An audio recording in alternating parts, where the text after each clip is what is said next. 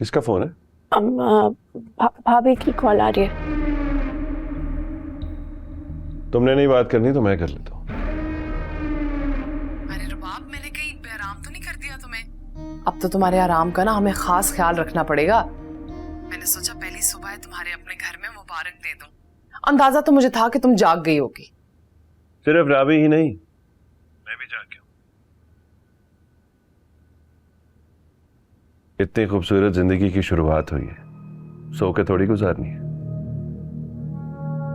अस्सलाम वालेकुम दिबाज, तुम्हें भी बहुत बहुत मुबारक हो।